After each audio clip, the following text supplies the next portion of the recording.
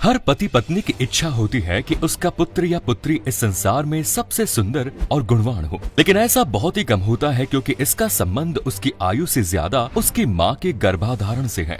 शास्त्रों के हिसाब से देखें तो महिला अगर सही समय पर गर्भधारण नहीं करती, अगर ऋतुकाल या माहवारी और बिना तिथि और नक्षत्र का विचार किए गर्भधारण कर लेती है, तो उससे उत्पन्न होने वाला पुत्र कई तरह की परेशानियों से ग्रसित होता है।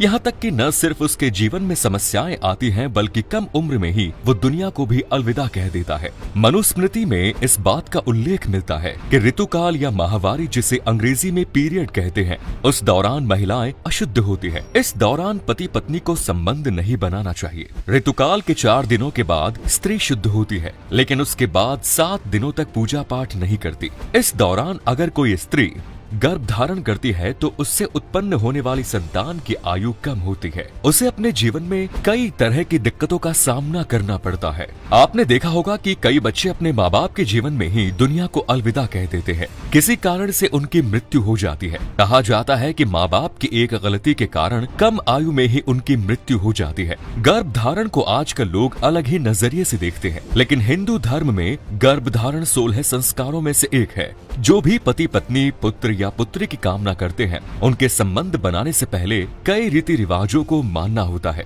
ऋतुकाल से 8वीं, 14वीं या 16वीं रात गर्भधारण के लिए सबसे उपयुक्त होती है। ऐसे समय में गर्भधारण करने से उत्तम और योग्य संतान की प्राप्ति होती है। अगर आप दीर्घायु, गुणवान, भाग्यशाली, व्यवहार कुशल और कुल का नाम रोशन करने वाला संतान चाहते हैं, तो ऋतुकाल से 14वीं रात्रि को गर्भधारण करना चाहिए।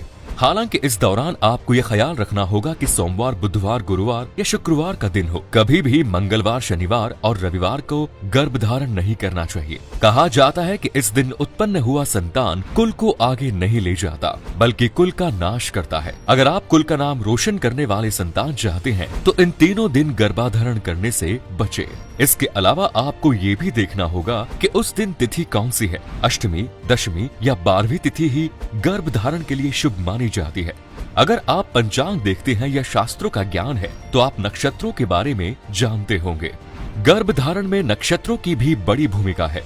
27 नक्षत्रों में रोहिणी, मृगशी, हस्त, चित्रा, पुनर्वसु, पुष्य, स्वाति, अनुराधा, श्रवण, धनिष्ठा, शतभिषा और तीनों उत्तरा यानी भाद्रपद, उत्तराषाढ़ और उत्तरा फाल्गुनी नक्षत्र ही गर्भधारण के लिए शुभ है। अन्य किसी नक्षत्र में अगर आप ऐसा करते हैं तो संतान के अलावा माता को भी काफी कष्ट होता है। कई पति पत्नी की लाख कोशिशों और इलाज के बावजूद भी संतान की इच्छा पूरी नहीं हो पाती। ऐसे लोगों के लिए शास्त्रों में कई तरह के पूजा पाठ बताए गए हैं।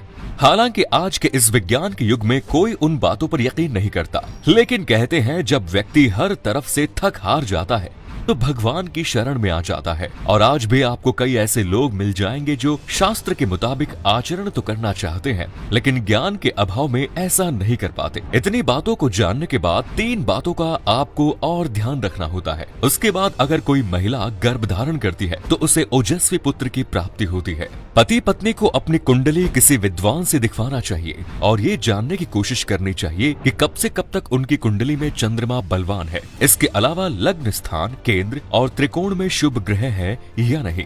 गर्भधारण के लिए सुबह उठकर पति पत्नी को दोनों को पूजा पाठ करना चाहिए। मन से भगवान की आराधना करनी चाहिए और जिस तरह की संतान की इच्छा हो वैसी कामना करनी चाहिए। भगवान गणेश की पूजा के बाद अपने पूर्वजों की पूजा जरूर करनी चाहिए। उससे खास दिन के मौके पर पति पत्नी दोनों की सोच सकारात्मक होनी चाहिए और गर्भाधारण के बाद महिला को पूरे 9 महीने तक शास्त्र के अनुकूल नियम का पालन करना चाहिए, क्योंकि ऐसी मान्यता है कि पति पत्नी गर्भधारण के वक्त जैसे विचार मन में लाते हैं वैसा ही संतान उन्हें प्राप्त होता है। हो सकता है कि ये सारी बातें सुनकर आप ये सोचे कि आज के जमाने में इतना ध्यान कौन देता है, धर्म से जुड़ी इन बातों का कौन पालन करता है। तो आप शायद ये जानकर हैरान हो जाएंगे कि कलयुग में ऐसा करने वाले कुछ ही लोग बचने वाले हैं।